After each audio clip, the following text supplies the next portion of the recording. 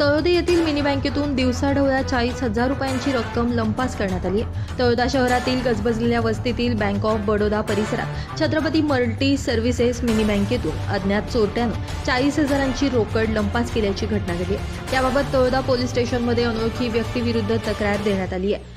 तळोदा शहरातील मुख्य भागातील बँक ऑफ बडोदा राष्ट्रीयकृत बँकेच्या समोर छत्रपती मल्टी सर्व्हिसेस ही मिनी बँक आहे। या मिनी बँकेतून दुपारी भर दिवसा 3 वाजता मिनी बँक चालक योगेंद्र साठे हे रोकड घेण्यासाठी बँकेत गेले होते।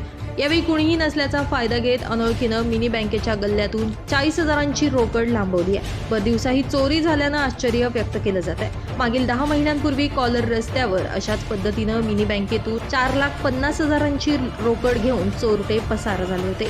त्या पाठोपाठ एका शिक्षकाचे पैसे देखील दिवसाढवळ्या अशाच पद्धतीनं चोरट्यांनी लांबवले होते।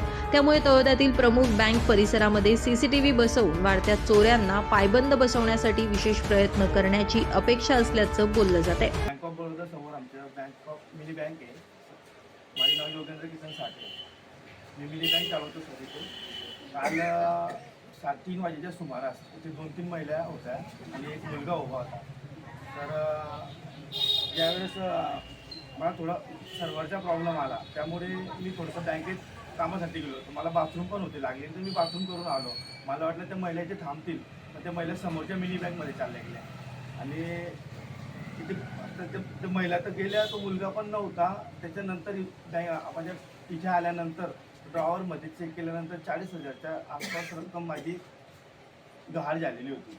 तर मी तिथून आल्यानंतर बँकेत सीसीटीव्ही चेक केले, मग त्यानंतर पोलीस कंप्लेंट केली। ब्युरो रिपोर्ट, आपला खबऱ्या न्यूज, तळोदा।